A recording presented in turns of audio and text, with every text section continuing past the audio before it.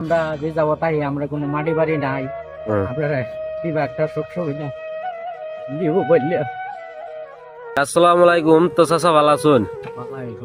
তো বর্তমান শিবিরটা কই বানাইছুন? এটা আমরা আমি ভালো করে চিন্তা করি। গাঁওর নামটা কি? গাঁওর নামটা কান্দাপাড়া করবো নাকি? কান্দাপাড়া চানখোলা। কানখোলা।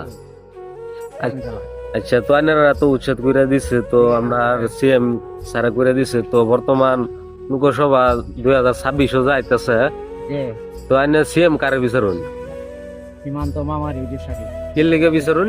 বিচারি যাতে আমরা যে যাবো তাই আমরা কোনো মাটি বাড়ি নাই আপনারা কিবা একটা সুখ সুবিধা দিব বললে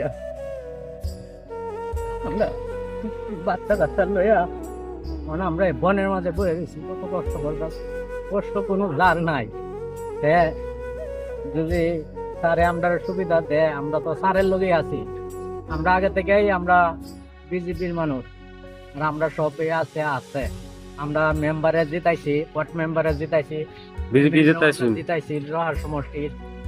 আমরা যাতে হুজুর ইয়ার স্যারের কাছে আমরা এই ভিডিওটা যায়, স্যারে আমরা দয়া করে করলে তো স্যারে বহুত কিছু করতে পারে, আর যদি না করে তো আমরা এইভাবে মরে বাচ্চা দিন যাব। আশা করি সীমান্ত স্যারে আমরা সুবিধা দিব। আপনারা বলো কি আপনারা যাতে গিয়ে বড় বড় যারা আছেন তারা স্যারের লোকে লোকবাদ করবেন, বা কিবা করলে আমরা কিবা শান্তি হবো।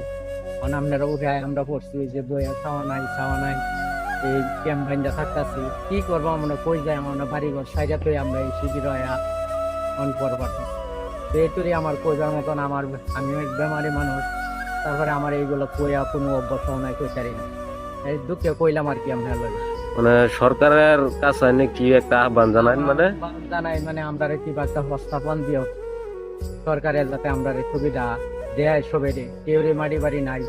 আর যদি আমরা মাটি বাড়ি থাকতো কোনো আনোতে আমরা হেন বাড়ি ঘর বানলাম, নাইলে অনেক ভূমিহীন মানুষ। আগে কই আছিলেন?